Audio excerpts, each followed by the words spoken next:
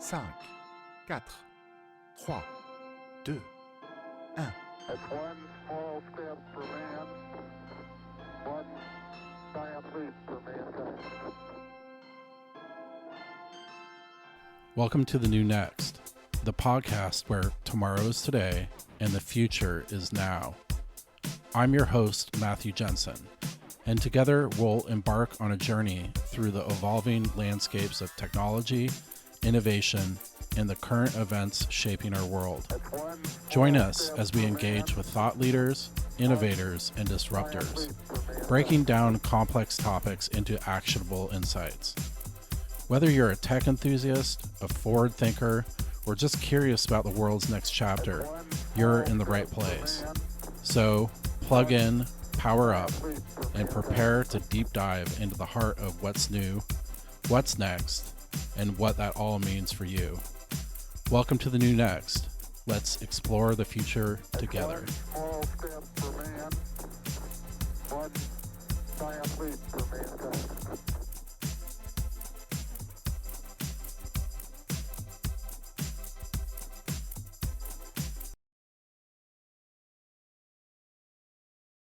All right. Welcome to a new episode of The New Next. I am with Tina Marie, who is a trauma and transformation expert, among other things. She utilizes a broad range of methods and modalities to provide a haven for your personal healing, growth, and transformation. Her journey in this area started when she had chronic pain, illness, anxiety, and depression. She decided at the time to take over her own health and has been learning alternative therapies ever since. She now offers the same proven therapies responsible for her healing success. Among some of the modalities she specializes in, she's a IFS trauma-informed practitioner, certified EFT, TFT tapping practitioner, a certified hypnotist, certified mental health counseling practitioner, certified for the treatment of GAD, panic disorder, OCD, social anxiety and phobias, certified in EMDR, a master life coach and practitioner, and a Reiki master healer, among many other things. She's a woman of many skills, and she can be found at her Facebook at facebook.com/empowered living LLC. Beyond this, she's just a delight to talk to. So we've had a lot of great conversations over the time and just wanted to connect and talk more about some of the stuff that we've talked about in the past and really dive into your personal experience. You're a specialist at trauma and transformation, and I'm curious if you would unpack that a little bit about how you might play a role in someone's personal growth and development experience. Well, I think because, I've been through a lot, I'm able to really meet people where they're at and kind of walk the journey with them. And I really do feel like being side by side with somebody. So they're not feeling alone. It's a scary process, even though people are really ready to change is scary.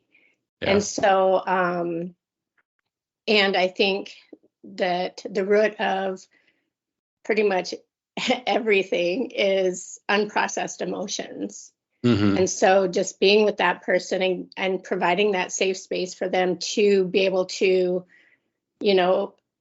for many, the first time ever, be able to talk about their experiences and, without feeling judged, without, and again, that's how we unpack that shame too, right? We give them that safe space to be like, oh, I can finally tell somebody.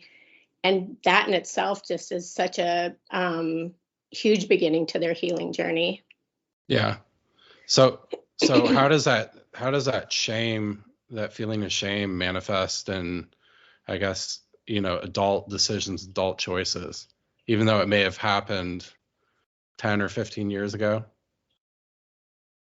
Well, I think when we have those experiences, we begin to, it really erodes our self-worth, and we start developing all these inner critics, and there's just such a fear of judgment, a fear of abandonment, our people pleasing kicks in, and we kind of abandon ourselves because we're just so busy trying to be something that we're not, we're just so afraid of being who we are. So I feel like that fear, plays a huge role in when we go to make decisions then, because we feel like we're not good enough. We're not smart enough, and so it's like, how do you make a confident decision in anything when there's all this shame and fear surrounding it? Yeah, that I'm not enough seems to be probably one of the biggest ties that people have in common generally, that they identify. Right. I totally agree. I mean, I've done a ton of work and I still struggle with that. My perfection mode kicks in, and, I just want to do everything perfect so people don't think that, I'm stupid, not good enough to do what I do or whatever. So I think it plays a huge role in our daily lives in general, Yeah. So trauma can mean different things for different people. And it's kind of interesting that we're like, we think about it as these monumental events, but with some people, it might be just one comment that someone said offhand one time that they're still holding on to this day, that rules their whole life. How is it that some people go through horrific experiences and seem to not carry the trauma in the same way? Well, I was just it's something that's always interested me about how there's very varying degrees of this. Well, I think like a big part of it is like, our community circle, our home life, like the foundation that we grew up with. If you were, in a home where there was no abuse and your parents were very attentive and all were met, I think you're going to be able to handle somebody calling you stupid on the playground when you're 5 a lot better than if that's the environment you're growing up in, Yeah. And it really is interesting because sometimes people are so used to being called that, excuse me.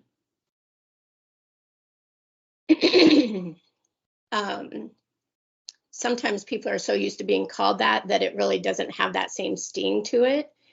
But I really do believe it has a lot to do with, how you're brought up and that self-resilience, that self-confidence that you have. But yeah, I've talked with a lot of people that, somebody made a comment on the playground when they were 5 and they're still carrying that around. Yeah. So if you kind of lack a stable foundation, then you can be more prone to have, I guess, external comments and stuff reinforce that identity that you're feeling within your home and family life. Yeah. I mean, and like, when you don't have that foundation as a child, you're also carrying around all those unprocessed emotions, so that leads to whole other things. Not only do you not feel good about yourself, but, you may get sick a lot.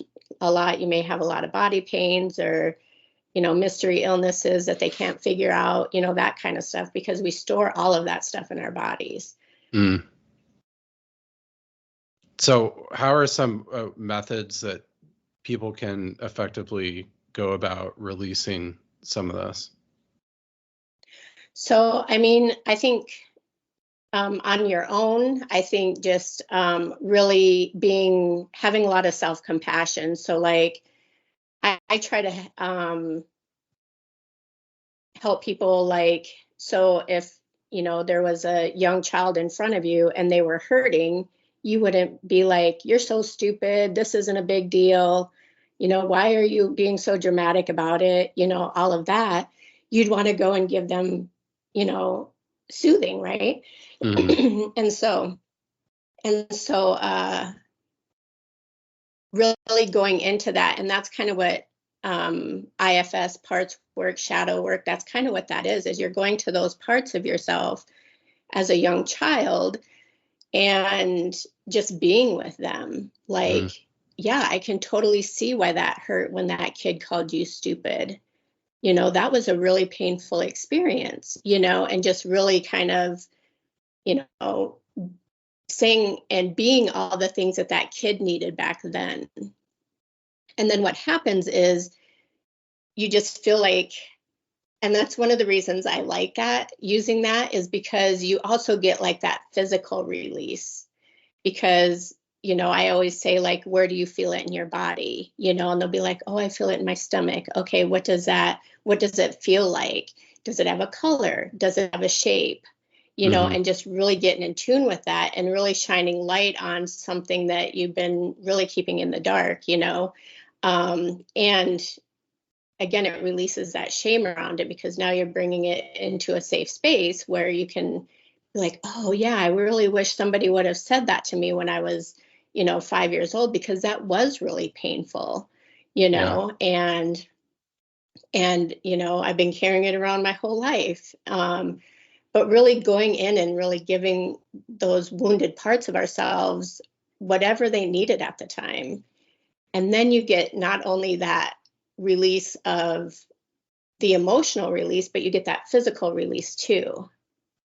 And so it's kind of combines like therapy and the energetic healing of things, which I think are both really important, you know, for a complete healing process, because we do carry so much in our body. And I think that part gets left out of a lot of therapies, is you need to release that from your body as well.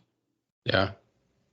And How and okay. then that's like my main go-to for people, is just really having, you know, that self-compassion, you know, because you can make it really simple so people can do it on their own if they're feeling safe in their body. Now, if they're not feeling safe in their body, then that's where you're going to need somebody to come in and really be there with you. Mhm. Because a lot of times when people do suffer trauma, their bodies don't feel safe anymore. They want to be anywhere other than what, you know, with their bodies. And that's where, you know, people's busyness comes in. You know, they're so busy they can't pay attention to themselves, or the addictions, you know, the distractions, all of that, because people don't want to be in their bodies because it just doesn't feel good. Mm. So they almost just can't feel comfortable with the silence Right. and being with themselves. Yeah, that's interesting. You wonder So how when you're much. telling people, oh, go ahead. Well, I was just gonna say, you wonder how much you know, the United States is dealing with such a big addiction problem, and how much of this is really met with that unmet personal need to heal. Yeah, I think that plays a huge role in it, because they want to do and, you know, be anything other than who they are and what they're feeling.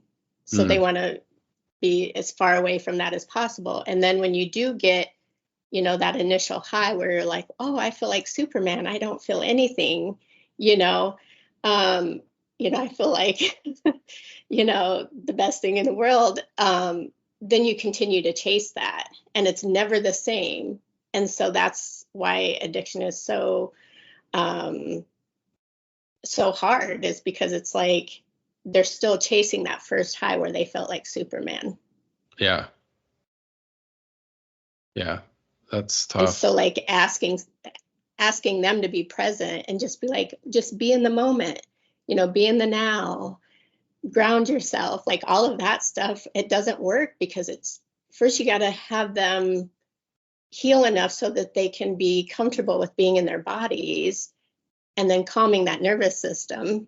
And then they can be like, okay, maybe now I can really get in touch with my feelings, or really pay attention to my thoughts, or, be aware of anything really. Yeah. How does this work with like abandonment issues too? Whether that be, I guess, children being fully abandoned by their parents, or even just, leaving to go into the military or something like that overseas at a pivotal time in their life. I think that's where like the compassion really comes through, for that, is because then you can sit there and be with that part of yourself that did feel, so lonely, so abandoned. And it happens quite often. And again, it doesn't have to be like the things that we think it is. Oh, my, mom left me and never came back or whatever. It can just be that they were in the same house, but were totally disconnected from you, or didn't provide for your needs, or, so I think a lot of people will say, oh, I haven't had any trauma, or I don't have any abandonment in my past, or whatever, when in fact, they probably do. Yeah. And so I think with the abandonment, you go there and you really be with that child, and you tell that child everything that it needed to hear back then. I really hated to leave. I really didn't want to. I love spending time with you. You're really special to me. I'm so glad you're in my life. All the stuff that you wanted to hear back then. Yeah. And then again, what happens is that part just like, there's a term that IFS uses called unburdening. And there's just like that release.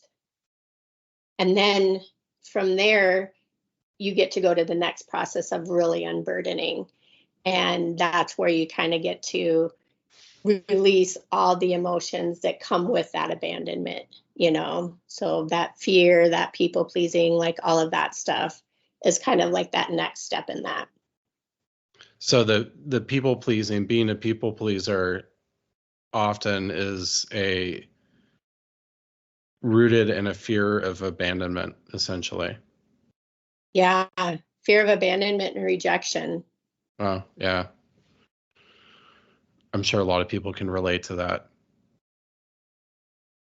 It's just, well, yeah, I think, I mean, it's more common now for people to be more authentic, but before, I think that's, everybody got up during the day, put their mask on, and was like, okay, I'm, going to go to work, and this is the role I play, and, this is the image I want to put on, and, all of that. And it's like, while they're doing that, they're abandoning themselves, they're rejecting themselves. And so then it just becomes a vicious cycle then.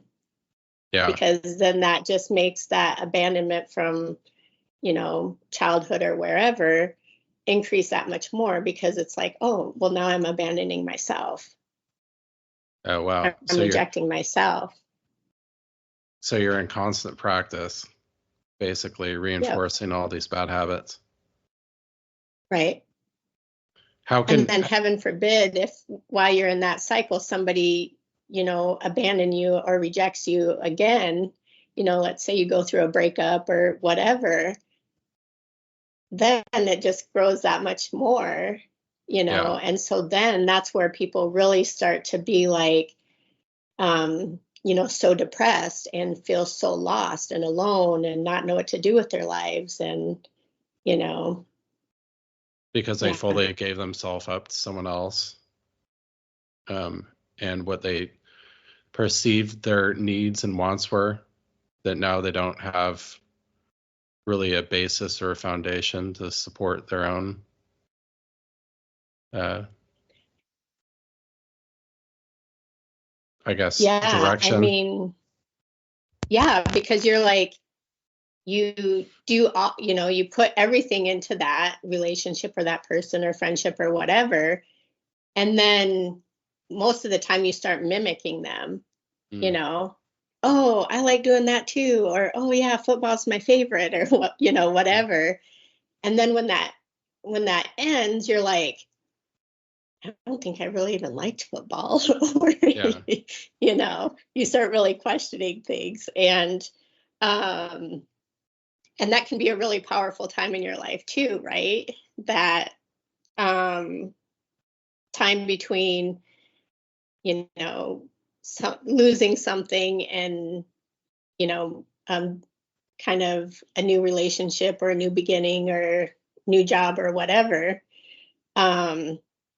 You know, it can be a very lonely time. It can, you know, you can feel a lot of pain and suffering during that time, but then you also get to really rebuild who you truly are. You get to, you know, hopefully you take the time to become, you know, self-aware of, okay, well, I can see why that relationship didn't work. I did this, they did this, you know, in the future, I want to be more authentic, you know, do the things I want to do and connect on a deeper level instead of just like, hey, we both like football or whatever.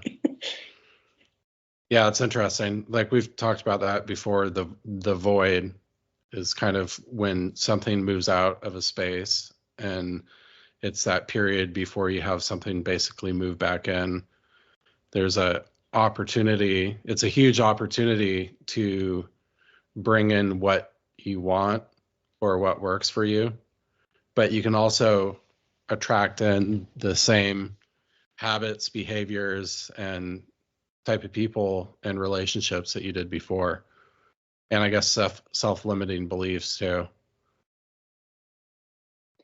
Yeah, because, you know, it's really, and I'm glad to see this is shifting, you know, but it's so normal to go from relationship to relationship to relationship, or from job to job to job, thinking, oh, it's, you know, has to be that other person or whatever. And, you know, there definitely could have been issues with the other person, but like, okay, you weren't really being authentic in the relationship either, because you didn't even Yeah. like football, or, you know, and so it's really hard for people to take that time because it can be such a painful time. You know, you feel you just, you know, somebody left your life. And so you have that huge gap there. And it's so uncomfortable and you just want to fill it, you know, and, you know, you get so lonely, you're alone in your thoughts, which is never a good thing, you know. And, um, but if we took the opportunity to, you know, be with ourselves and have that self-reflection, have that self-awareness, you know, to figure out what we really do want in a relationship or what we really do want in our life, it would save so much pain and suffering. You know, there'd be less failed relationships because, you know, people would go in being, you know, their authentic selves and, you know, having that deeper connection. And you'd also be able to feel like you'd have enough self-awareness where you're like, oh, this really feels like that last relationship. This probably isn't a good thing, you know?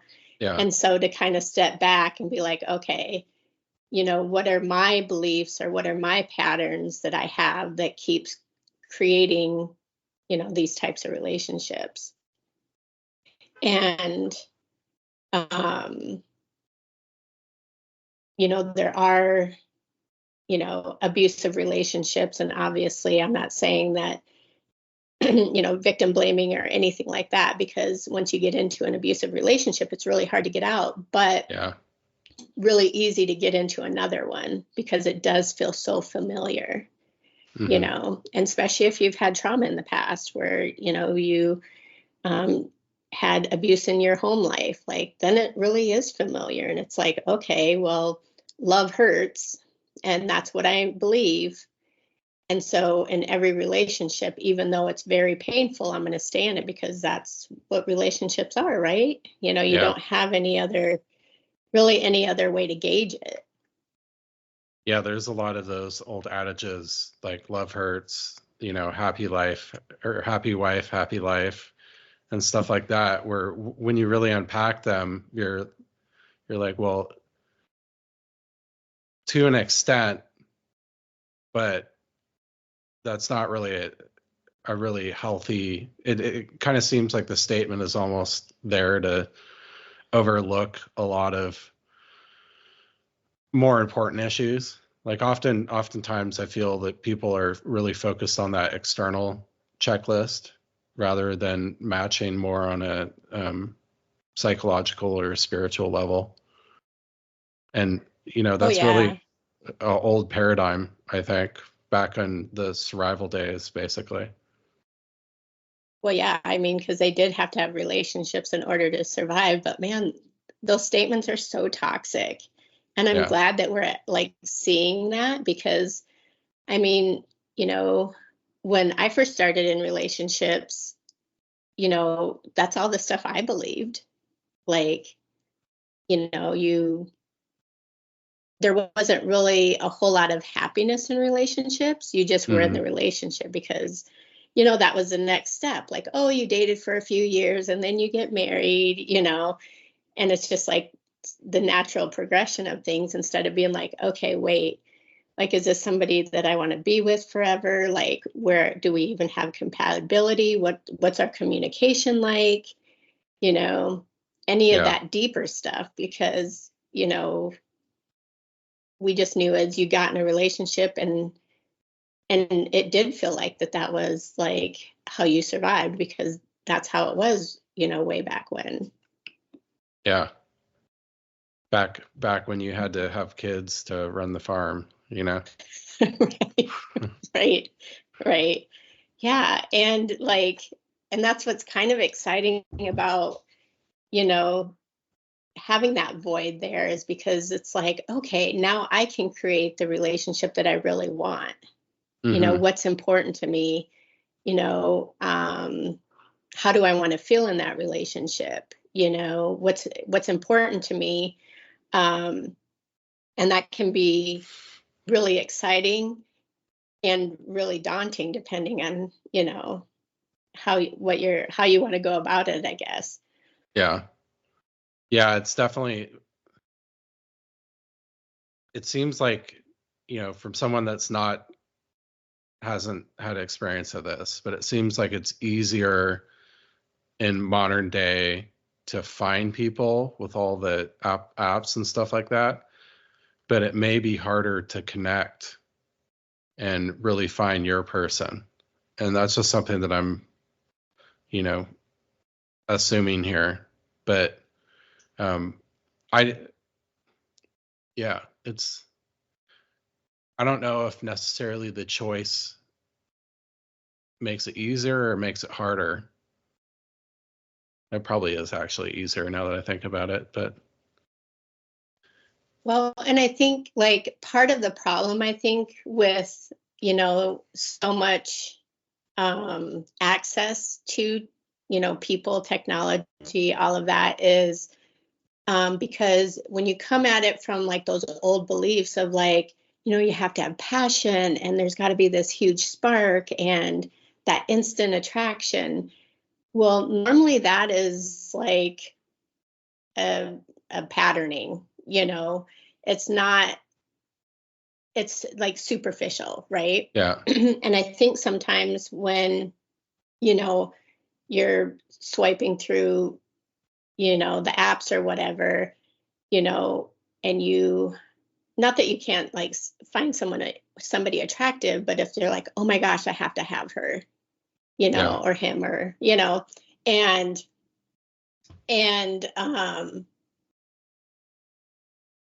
I think that really builds on that toxic patterning, because you want, if you're meeting somebody, let's say you're meeting someone for coffee or whatever, and you have a good conversation, but it's not like, oh, that passion wasn't there, I didn't want to rip their clothes off right there or whatever. You think that it was failed, whereas that's really where you're going to start building, you know, those deeper connections and find out, you know, more about them, how they communicate, what they've been through, you know, all of that stuff. So yeah, I'm not so sure the apps and everything was a good thing. Yeah, it's just kind of weird. Like it seemed like intimacy became a big deal probably decades ago, after it wasn't for probably most of our civilization.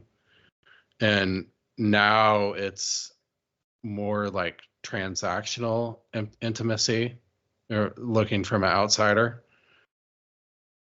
So it could see how you get in something pretty easily, like thinking just purely about your I guess carnal desires, and then how Right. that pushes you into the same patterns. Well, because when you do that, it releases all of these different hormones. And so it's like it can, if you're, you know, hooking up with somebody, you know, when they first walk in the door or whatever, you know, right away in your date, you're going to have a lot of those same flood of emotions that you would do if you're in love. So then it's like, oh, I'm in love. I love this person. They're the best thing ever, you know, blah, blah, blah. And then, you know, 3 months from then, they're like, I don't know what happened, but I don't even like this person, you know. And it's like, because you had that huge flood of emotions, that huge flood of hormones, and then you don't have anything, you didn't build anything. Yeah. And so I think it's really misleading to talk about passion and talk about that, you know, spark and all of that when you have that, when you build on it, and then you have the true intimacy of really knowing, you know, that person deeply. When you do get together physically, it's actually really way better, but nobody ever talks about that. Yeah, totally.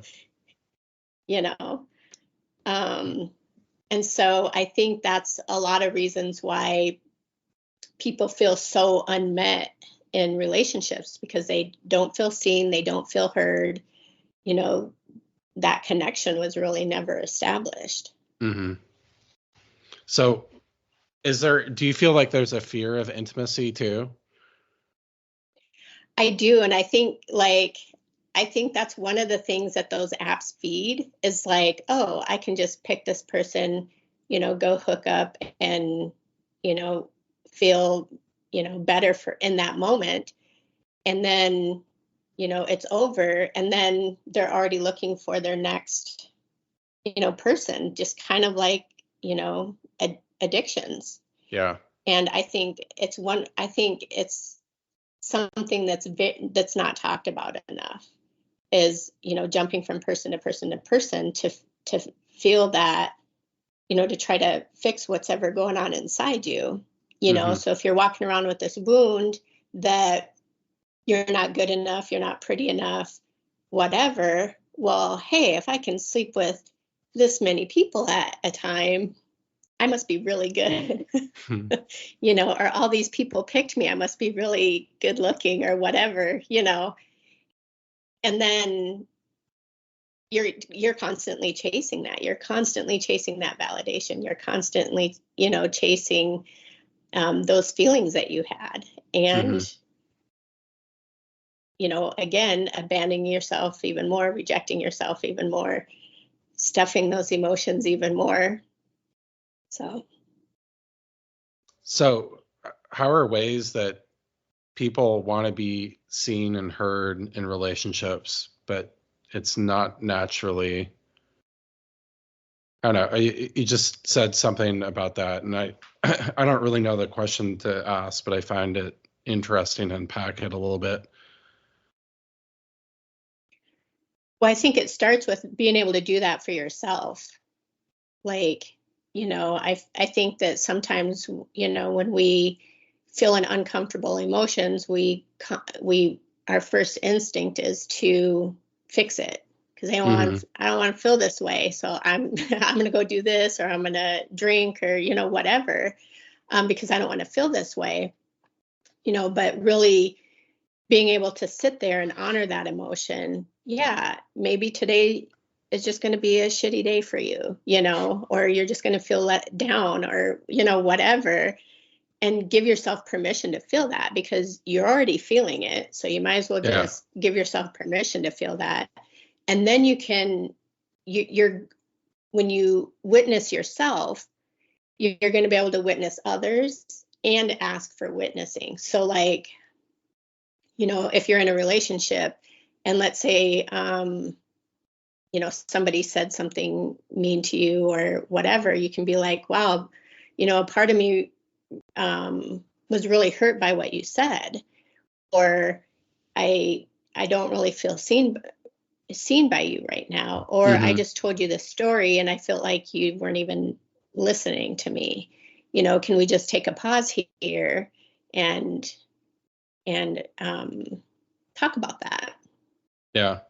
And I think if you're with a partner that's doing, their work, it's not going to be like this huge fight that can happen, because you are just really being sincere about, I told you something really important and I didn't feel like you cared, or you felt very dismissive, or, whatever. And, being able to talk about that, but it has to be in a safe space. You're not going to go say that stuff to somebody who, treats you like crap or yells at you for everything or whatever. It's just not going to be there. There's, and you feel need to be able to use it against you. Right. Yeah. So it's like it's, while you're creating the relationship you want, that's something that's so important, because you're not going to be vulnerable in any way with somebody who isn't safe for you. Yeah. Yeah, that's very and that interesting. and that can mean so many different things for so many different people, but like, you want to be able to feel safe, to be like, that really triggered my abandonment part, or, whatever it is, but you can't do that with somebody who's not safe. And then you're just going to keep that inside then. And it just perpetrates loneliness, basically, and detachment in relationships. Right. And I think that's why so many people do feel so alone, because they feel, their feelings are never validated. They don't feel seen. They don't feel heard. There's nobody to really help witness them. And I think that's a huge factor in people feeling lonely. I don't think it has to do with, not having somebody around. I think it has to do with having the right people around, Yeah, definitely. So if you're not getting that in your relationship, obviously you would want to create a relationship, but if you're not getting that and you're not ready to leave, at least build an outside circle where you can unpack things and be witnessed in a safe environment then, so you're not having to carry all of that around. Are there times where people wouldn't be necessarily feel safe within their own psyche mindset, basically with themselves, to be honest about these things? Oh yeah, it's kind of like goes back to because when you're doing that self-exploration and witnessing yourself, and that if you aren't, again, grounded in your body and feel safe enough to do that, then your mind is just going to be a battlefield.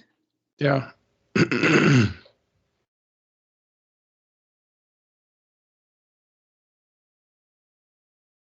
Yeah, that's And that's, interesting. I think, where you'd want somebody to, a therapist or a good friend or whatever, to really be able to sit there with you and help you process it, so that you can calm your nervous system and ground back into your body and feel, safe enough to do so.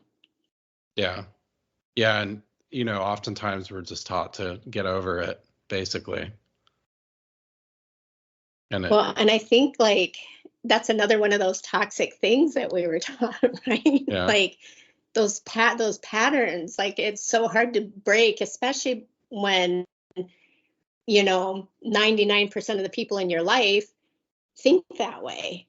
And now you're like, well, no, I really feel like I need to, be with my emotions and really kind of process them. Then they're like, or you can just, pull up your big girl panties and move on with life, Yeah. And it's like, okay, so we had several generations of doing that. And I don't think that it was great. We didn't have like great, huge outcomes from that. So why not try something different? I mean, this way does it does take more, and we're taught that if you're, you're only strong if you can push down your emotions and get on with your life. That, we're taught that that's what strength is. But man, it takes a lot of strength and courage to go within and be like, okay, what am I feeling? What are these patterns that I keep repeating? What am I telling myself in my head every day? That takes strength and courage. Yeah, definitely. I think too, there's some people will say you're not the person that I used to know, or something like that. And it's kind of like, it's like, I don't know if I like you because you've developed. And you'd think that we would want to grow and develop and change ourselves in a positive manner. But for some people that may be looked at as a threat. And I'm sure with a lot of trauma too, a lot of people look at as growth and self-development as a threat to themselves and their own identity also. Yeah, I think those are some of the main reasons why people don't want to change and don't want to grow and don't, usually when you're talking to people, there's always a story of, I just couldn't take it anymore. Like they got so miserable that they were forced to do something other than what they were doing. And so it does trigger,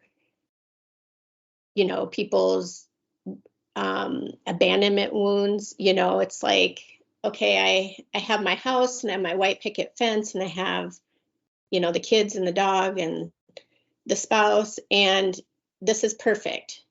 Like, I don't want anything to change. Well, now your partner is reading a book and they're getting really excited about manifesting or something, and they're like, well, wait. This doesn't go with how I pictured our life. And so that support isn't there because there's just so much fear around it. Yeah, totally. And so definitely. Like for me, the ideal relationship is to have two people who are,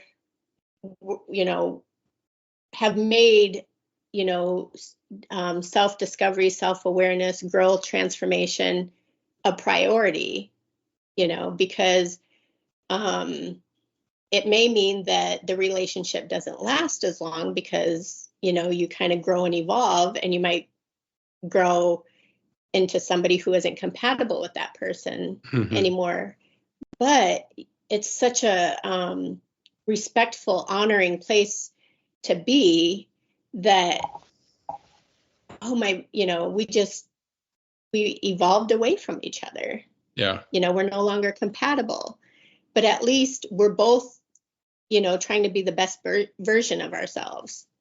And there's enough self-awareness where we can, make a decision that, okay, we're not compatible. This isn't working for me, whatever it is, instead of being like, but, we took vows, or we've been dating for 10 years or whatever it is, and being like, or we're in business together. I'm miserable. I'm miserable as hell, but I gotta stick with it because this is what we do, Yeah, totally. Yeah, it's, listening to your intuition can be hard sometimes when it puts you in a place where you have to basically change a lot of your stability and foundation that you've built. You just know it. I don't know. Like a lot of people, myself included, have been in those moments where you're trying to hang on at all costs, just hoping that it's going to get better, even though deep down you know that it's probably not. And that can be, personal relationships, friendships, business, any sort of interpersonal stuff. Also, I would say too, with your relationship with either positive or negative behaviors, also, holding on that identity too long, it can block.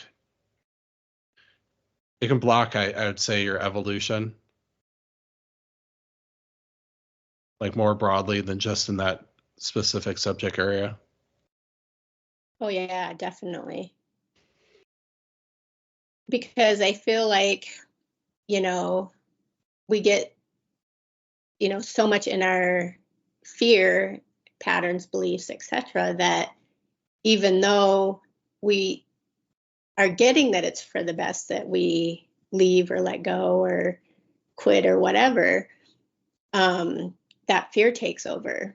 Yeah. And even like, it's funny because even when you do make the choice to, leave, you can, like, there's a period where you're like, you feel relief,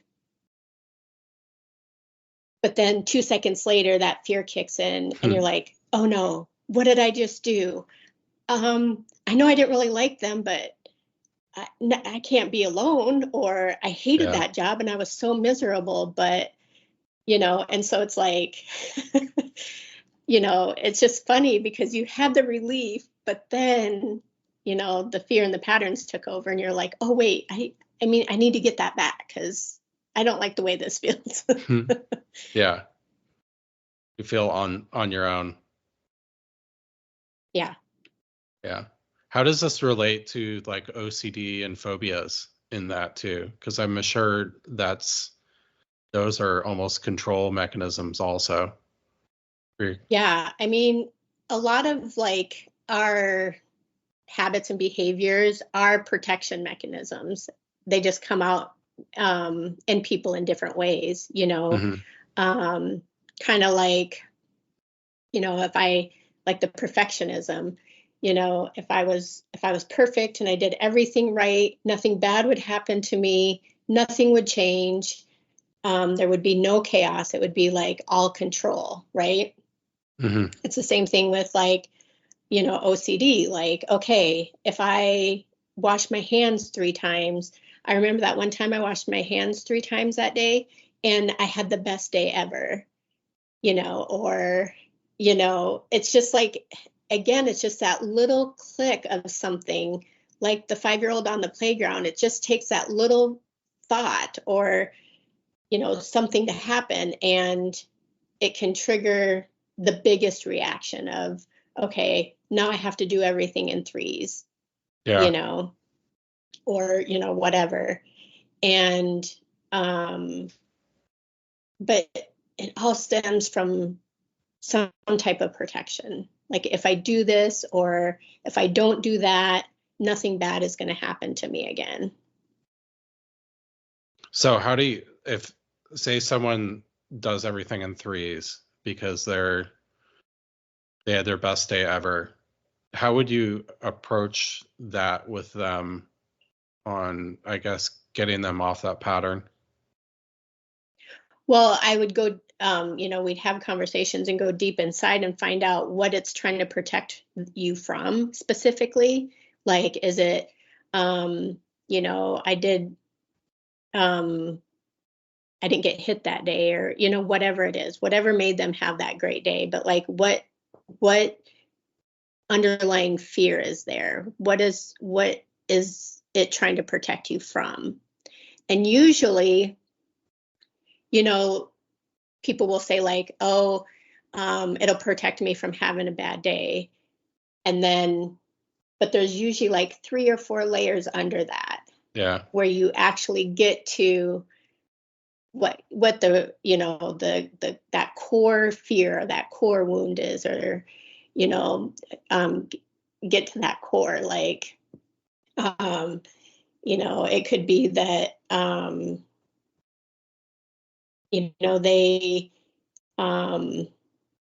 they do it so that they have a good day and everybody around them is happy, and then nobody will leave them. Again, it's like they think they're doing it so that they are having a good day, or to ensure that they're having a good day, or some type of control or whatever. But when you get deep down, it could be that they don't want to be left alone, or they're afraid of being alone, or afraid of somebody leaving, or whatever. But there's usually a really deep core that we get to once we start exploring things. Yeah, totally. As with everything, right? I know. You have to go through so many layers. Yeah. And I think that's what's so scary for people, is like, okay, well, if I open this can of worms, I can't put the lid back on, Mm-hmm. And so it's just like, that's why it's so hard for people to take that step to, make an appointment or talk it out or whatever, because it's like there's so much fear in what they're going to find out. Yeah. And how deep it goes and how painful it is. And so it is painful, but you don't realize how much pain you're already carrying around by not doing anything with it. Yeah, totally. Because there's such a ripple effect to it. Like, when we have, these core wounds, it ripples into all areas of our life. It's just not relationships. It's, money, our health, weight issues, whatever, it's just like all areas. What could be like a money wound? Like you don't deserve to have money and be comfortable. Yeah, I mean, there's that. There's I was really poor when I grew up, and so for me, it's like I fear that that I'm not gonna have enough, and so like I would have, I have to have the pantry stocked so that I can make multiple meals, because a lot of times we didn't have food. And so that's kind of how that manifests in me, is being fearful that I'm not going to have enough. And it even goes to like, this is going to seem kind of silly, but when I like a product, I'm always afraid they're going to take it away from me. Oh, wow. And so I want to get as much of that product as I can, because companies are notorious for taking something, they don't manufacture it anymore.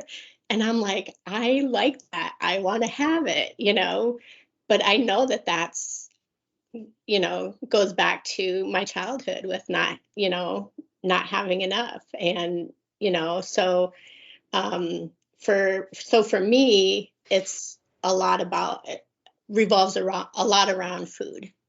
Mm. Well, we talked about mellow yellow one time. Yeah. not being Yeah. available in Oklahoma and Texas. Yeah.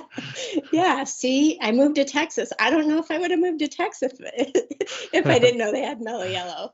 But yeah, just like that kind of stuff is, so it's interesting how it can manifest in different ways with different people. So it doesn't always have to be where, not feeling like you're good enough to, be a millionaire or, whatever. It's also those subtle ways of like, okay, I need to make sure that I can make at least 5 meals at any given time. Or, buy an extra because I don't know if they're going to keep this product on the shelf or not. But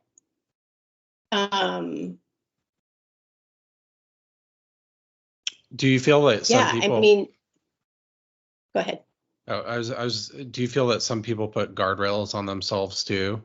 Like if they're really gonna go for a big job that they want, or even in relationships, go for the partner that they're really attracted to and think that it might be a good person, or start a business. Do you feel that sometimes people self-sabotage or put guardrails on themselves out of the same behavior also? I do, because I think, again, it feels safer to just be like, to have the safe relationship, to marry the person that will probably never leave you, or whatever, however you say it in your mind, or, you take, this job gives me a lot of security. So I'm going to stay here because if I go for the bigger job and I don't get it, what's that say about me? And that's a question I like to use a lot, because it's like, then it helps me reveal like what limiting beliefs are holding me back. What story am I saying? If I try that and don't get it, what's that say about me? Okay. And so I do feel like that's a huge part of self-sabotage. So the question, the question is, what does this say about me if I don't do X? Yeah.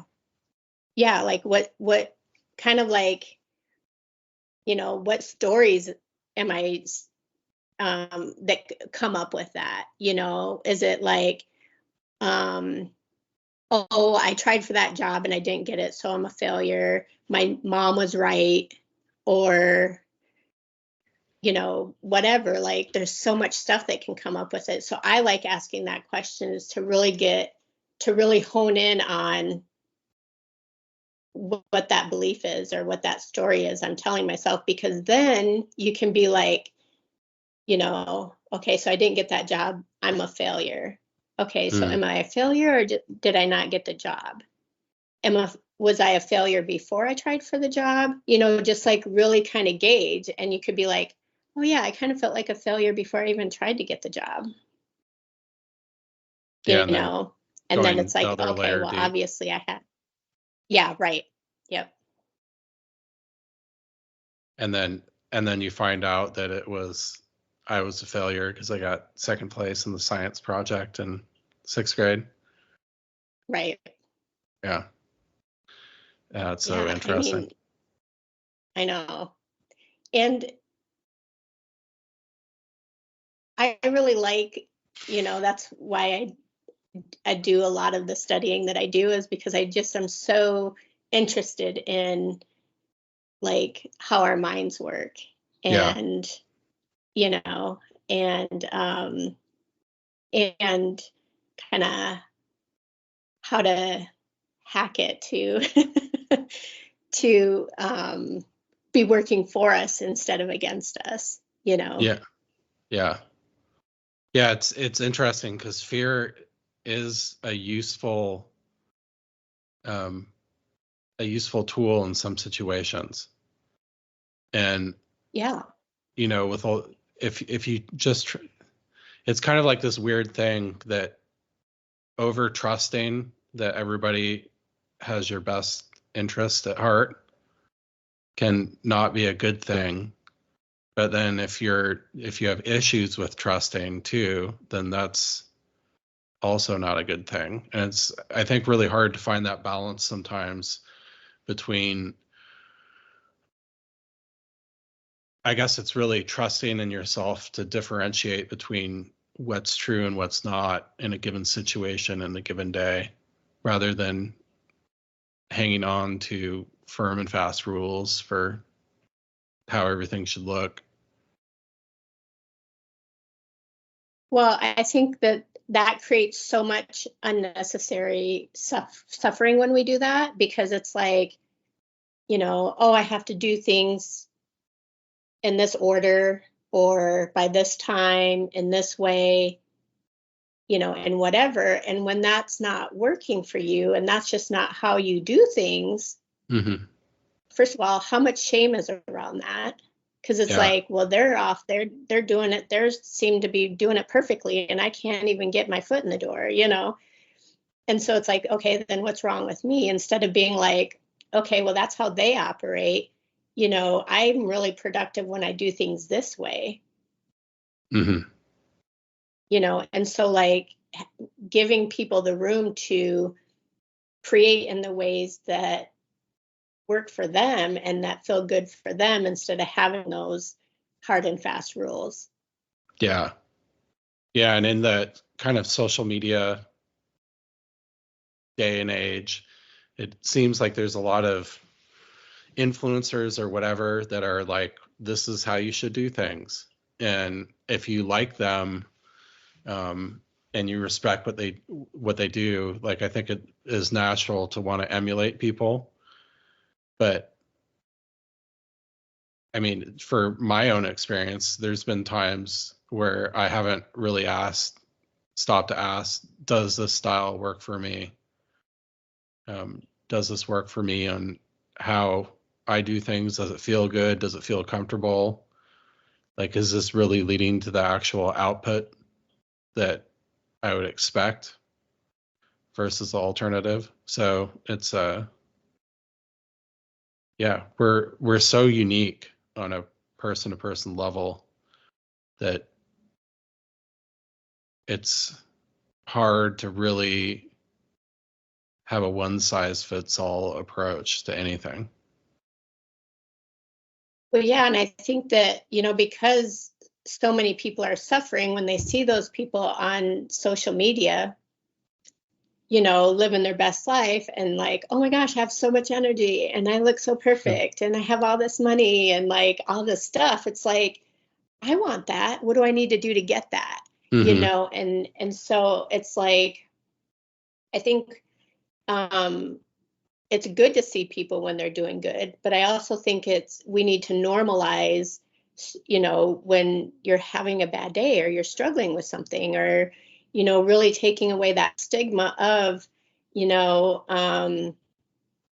having anxiety or depression or whatever, because, I always say that I heal out loud for all those people that are suffering alone. Mm. And I do that because, and it's not easy, because I'm on social media being open and vulnerable and talking about some of my most painful times in my life.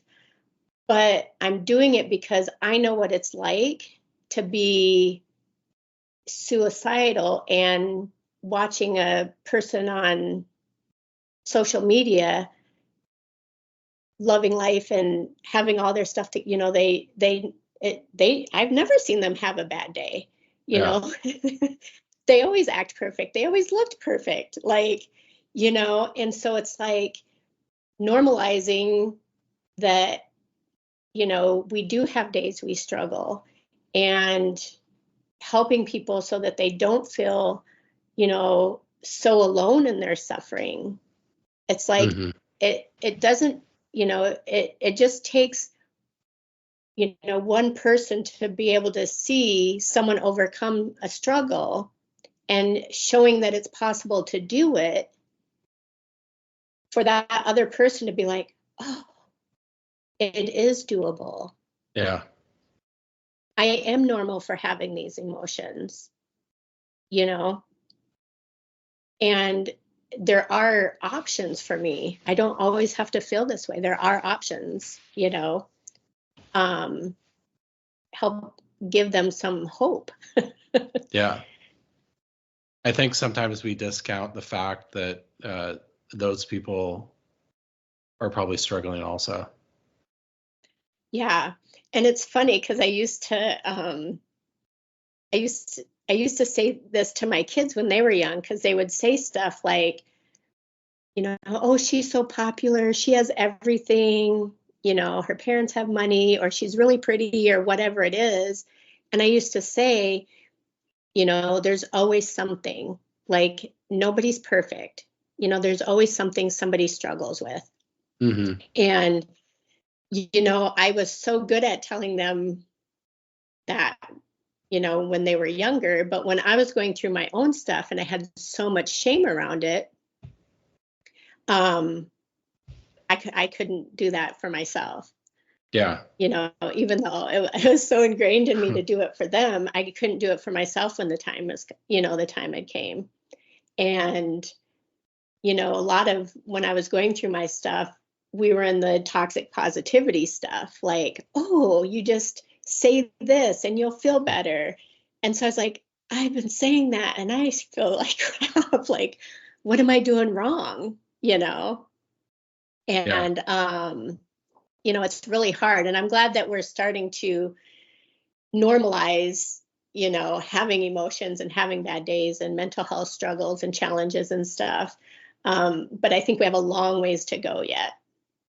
Yeah, it's interesting they brought up the toxic positivity, because definitely that's very true. It's almost kind of like putting a Band-Aid over a severed artery. Exactly. Yeah.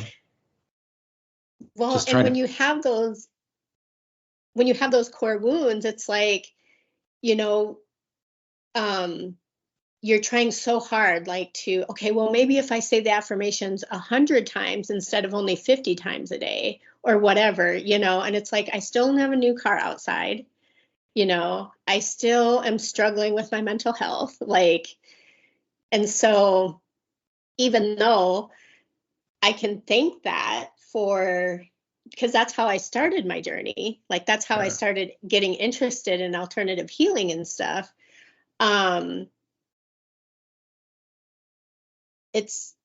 I'm glad to see that it's shifting, but we're not there yet. There's still so much around, if you're having a crappy day, just, say I'm having a marvelous day, and that's going to fix everything, instead of like, okay, well, sometimes you just have crappy days, Yeah.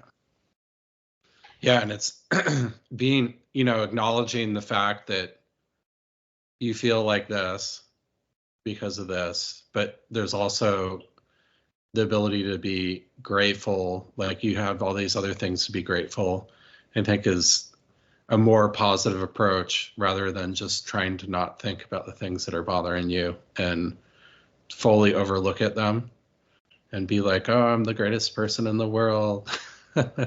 Right. Well, and like, I think they're so extreme, right? I think there's a way to get there where you think that you're an amazing person from, having a crappy day, but it starts with honoring what you're feeling. Mm-hmm. And then being like, okay, let's say I have this belief that is coming up that I'm stupid and I just made this stupid mistake. And now my whole day is ruined because I made a stupid mistake. And so I'm, oh, I'm just so stupid. Okay. Sitting with that and be like, okay, well, I got an A on my test. So that proves that I'm not stupid in math, at least. Yeah. And I won that award that one time. So that means I'm not, stupid when it comes to running or whatever, and so it's like you can kind of build to be like, okay, so maybe I'm not stupid after all. Maybe I just made a mistake today. Yeah. Totally. But you can't go from one extreme to the other. Yeah. And I think that's where so much gets lost with people when they're trying to, help themselves feel better. So like the practice of Taoism, it really centers around, or part of it, fully attaching or detaching from your ego. And I'm just, curious in the moment talking about this, it's how much of the pain that we experience is really trying to hold on to an identity or an ego that we feel about ourselves, despite things that may not promote that, but also don't dispute it necessarily either.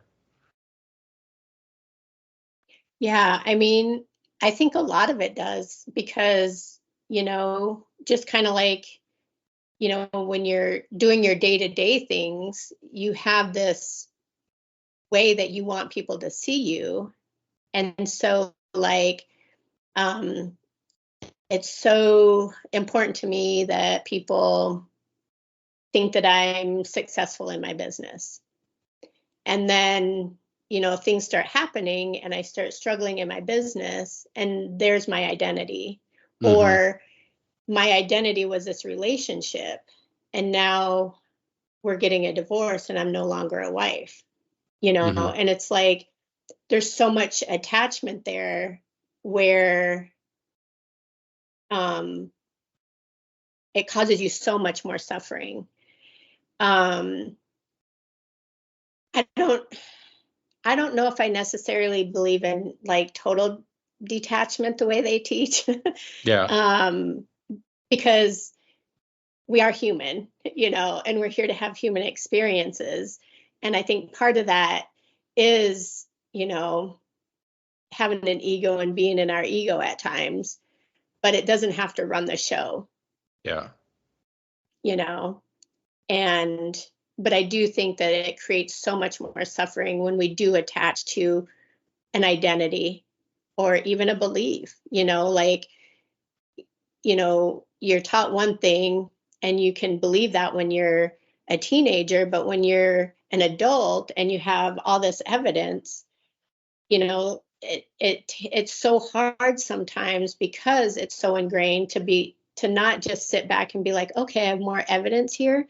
So I used to believe that, but now I don't, Mm-hmm. and like, that's okay. You Yeah. can change your beliefs, when you get information, you're supposed to explore it and be like, I'm not sure what I feel now or believe now or whatever, but it's like, it's so ingrained in us that once you have a belief or a religion or practice or whatever, that it can't change.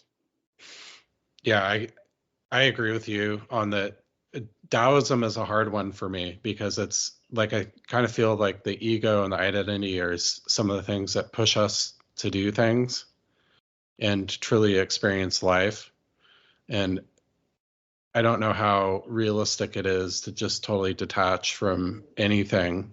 And at least in the world that we live in, it's pretty hard to just sit under a tree and meditate for most people. And, a lot of people don't really want that experience too. So it's, I don't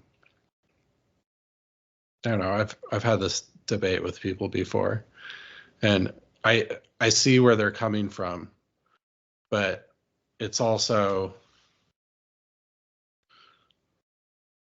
it can be a harder life not trying to build an identity or an ego based off of positive behaviors. Yeah, I mean, and we're not really here to, go up in the mountains and sit under a tree for 10 years, and totally detached from everything, right? Like, that's not why we came here. Like, we came here to have a wide range of experiences, a wide range of emotions. And again, I think it's like we do a huge disservice to people to think that we should be able to detach like that, detach from our emotions, detach from our experiences, and detaching from our egos. Like, it goes kind of back to the toxic positivity and all those other messages that we got. It's like, that's that's not doable for us, you know? Yeah. And if it is, that's not why we're here. Yeah. Yeah. It's almost, I mean, you can have toxic spirituality, and you can have toxic positivity. You can have toxic hustle culture. Like living in those extremes can be very detrimental for people, in my opinion, because you kind of have this whole structure that's built up around everything fitting within this kind of narrow belief of something. And if it doesn't fit that, then your whole life comes crumbling down, so to speak. Yeah. I mean, I really try to teach balance, because I know, like, you know, you were saying that there's a place where you can use fear to your advantage. You know, there's a place where we can use anger to our advantage. And there's that balance, right? It's like you don't want to have to tap into your anger every time you want to go do something, you know, because that's just going to create all kinds of problems. But, you know, you when the anger comes up, you know that, okay, I'm really angry right now. Maybe this is a cue that I need to have a boundary here in this situation. Yeah. So you know? how can hypnotism play into bringing yourself back into balance? So, because you're actually using your subconscious mind to work for you. And so a lot of times how I do my hypnosis is I use a lot of like, so let's say somebody wants to lose weight. So in the hypnosis session and in the homework, I give them a lot of time to kind of daydream, you know, because when you attach intense emotions, whether it's negative or positive, that's really going to be the greatest impact as far as changing a behavior. And we're usually using those intense emotions to keep, you know, poor habits or behaviors. And now we're going to shift that. And so it's like you're, you know, imagining, you know, trying on a outfit that's 2 sizes smaller than you are, whatever your ideal weight is or whatever. And like you're walking into a room and people are noticing how good you look and how healthy you look and how happy you look, and just like really bringing up those emotions so that you're going to naturally want to keep having those positive emotions, and the negative thought patterns, emotions, habits kind of start to fade. And so it's really useful in, you know, creating any type of change, really. And I also include some parts work in my hypnosis so that I'm not just bypassing, you know, what could be underneath this behavior or whatever. Interesting. But I get really excited about using my mind to work for me, because I spent so much time where it was working against me. So I get really excited about discovering new ways to have it work in my favor, you know. And like today, you know, I was really nervous about doing this, you know, podcast. So I was like, one of the things I was doing to really help me was like, why did I do so amazing on that podcast when I've never even done one before?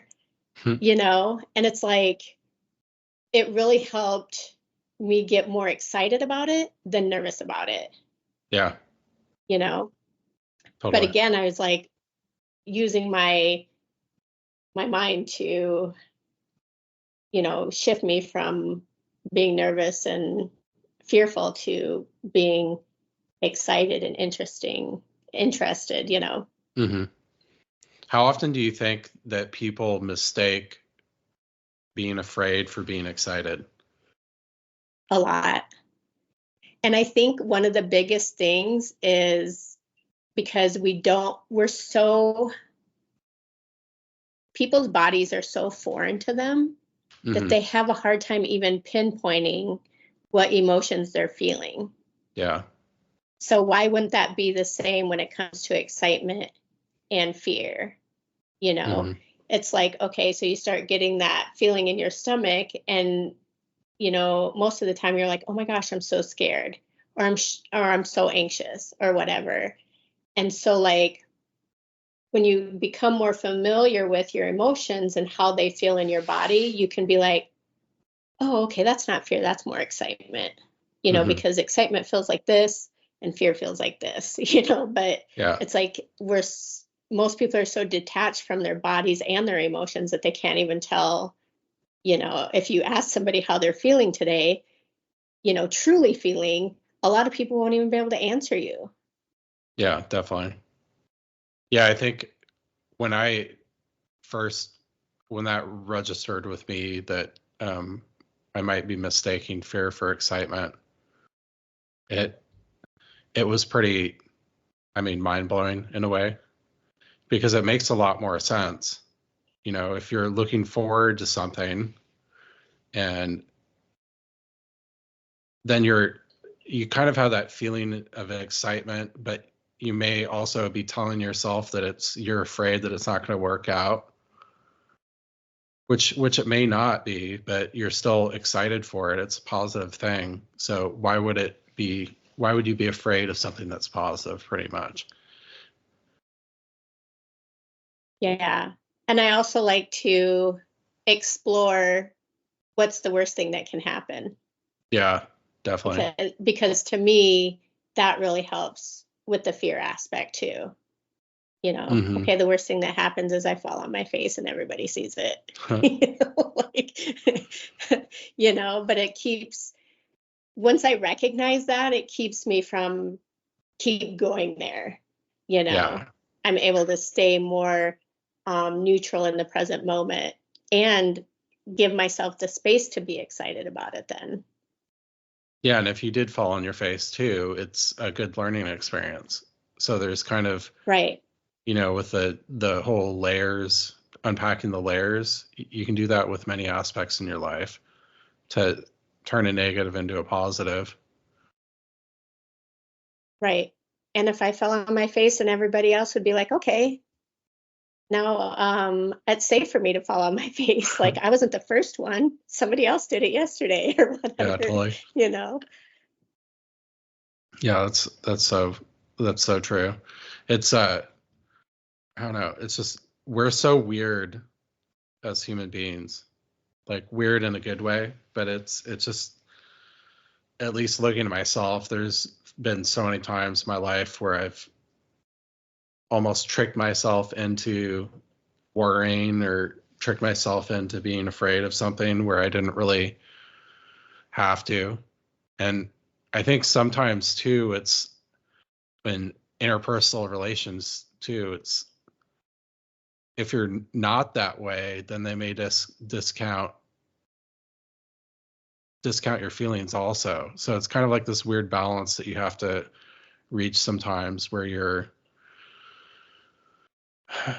trying to express yourself but not get lost in, you know, this whole negative belief concept.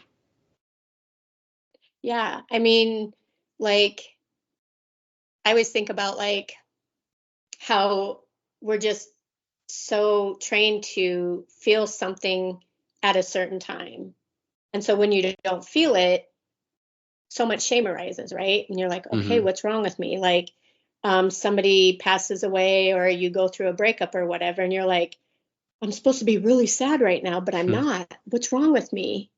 You know, did I not love the person? You know, did they not mean anything to me? Like, what is wrong with me that I'm not feeling sad at this moment, you know? And it's like, again, we can't even honor what we're truly feeling because we think we should be feeling something else. Yeah, very true. Yeah, that's very true. And we try to justify it too. Like this is good that this happened because I didn't love them, because I don't feel bad. But you could still love someone, but also know that the paradigm that you're operating in wasn't healthy. Right. And self-limiting. Well, and I think too, like, I think part of what makes it so painful for people is they feel like once somebody, a breakup or whatever, you feel like your feelings have to end then, instead of just giving yourself permission to still love that person or care about that person or still miss that person. Yeah. Those, you can still have all of those emotions and not have that person, in your life anymore. But I think that what causes so much pain is we're like, oh, I can't miss them, or now I have to stop loving them, or, care about how they're doing or whatever. And it's like, that's not true. I mean, if you still love the person, you still love the person. That doesn't have to stop. They're just not going to be in your life the same way anymore. Yeah. Yeah. That's easier said than done, though. Many times. Oh, I know. Oh, yeah, definitely. And all of this is right. Like, yeah. in a perfect world, we'd know what to think, we'd know what to say, we'd know what to do, whatever. But it gets complicated because we're human. We just plug ourselves in and then reboot ourselves real quick. Wouldn't that be nice? Yeah, I guess so. It would be nice, but it'd also probably take out many of the biggest joys of being human too. Right. I used to get so mad at, I don't know if it's a quote or a saying or whatever, that you have to feel pain in order to fully feel joy. Yeah. And I'm like, why? Like, I totally get it now, but that used to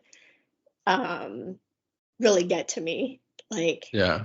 I mean, I could just feel joy. Like, why do I have to feel pain? Yeah.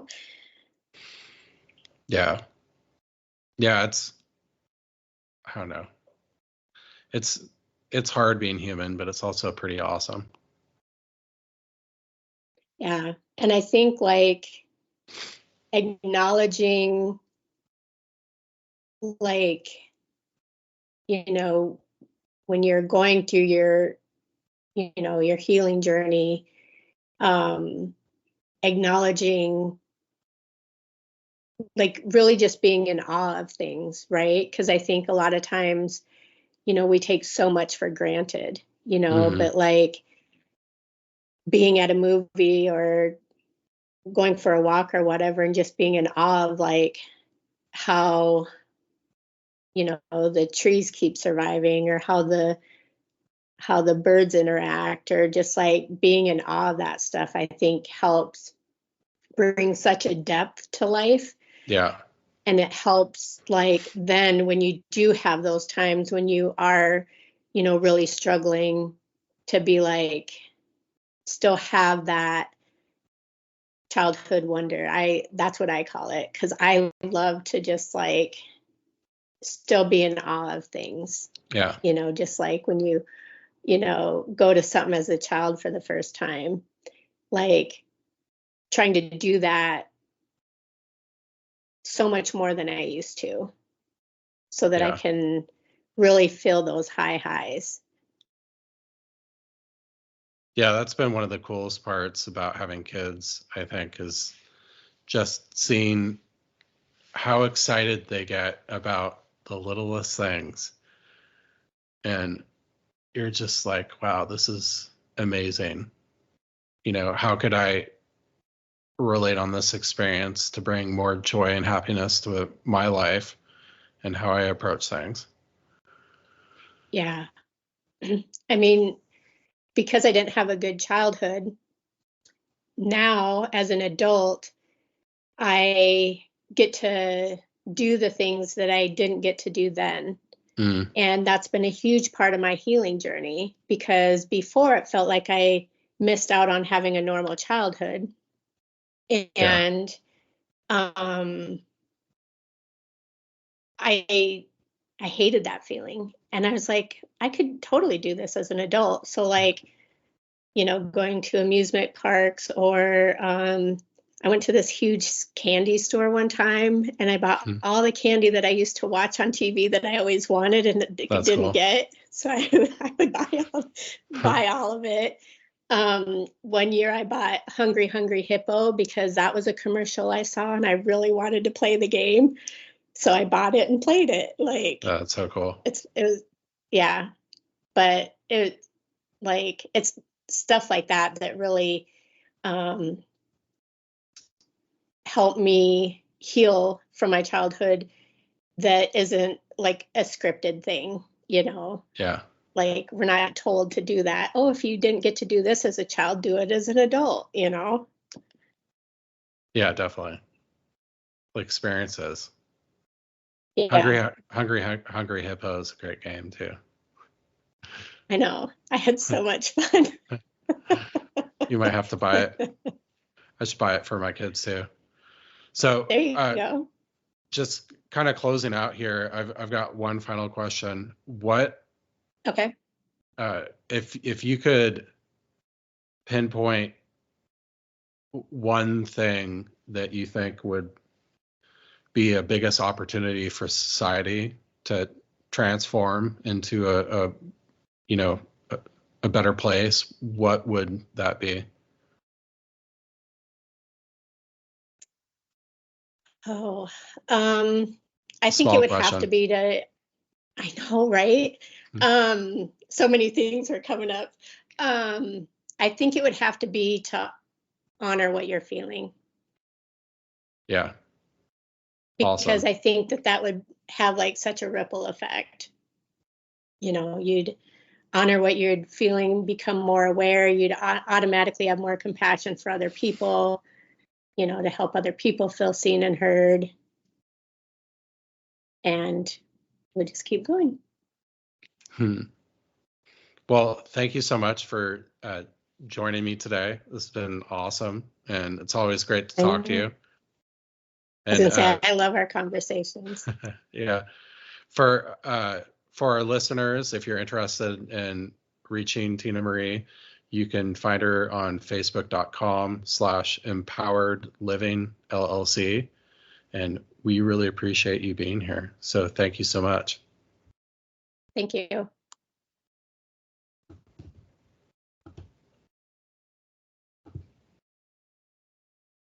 Oop.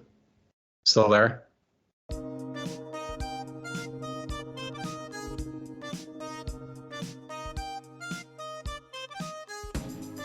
that wraps up another episode here at the New Next, where the future isn't just something we predict, it's something we're creating together. But the conversation doesn't end here. We want to hear your thoughts, your ideas, and your visions for what comes next. Head over to MatthewADJensen.com to share your feedback on today's episode. Your insights not only fuel our discussion, but also help shape future episodes of the New Next. And while you're there, take a moment to explore how Matthew Jensen can help guide you through the intricate world of strategy and digital transformation. Whether you're looking to innovate, transform, or just stay ahead of the curve, let us help turn your challenges into opportunities. Before you move on to your next podcast or dive back into your day, take a moment to rate us. Your ratings help us reach more like-minded innovators and thinkers, expanding our community of future makers. Whether you're a tech enthusiast, a forward thinker, or just curious about the world's next chapter, thank you for joining us on this journey. Remember, the future isn't just something to be predicted. It's something we are actively shaping with every discussion, every idea, and every action. Until next time, keep pushing the boundaries of what's possible. Let's explore the future together. This is the new next. Step for man, one giant leap for mankind.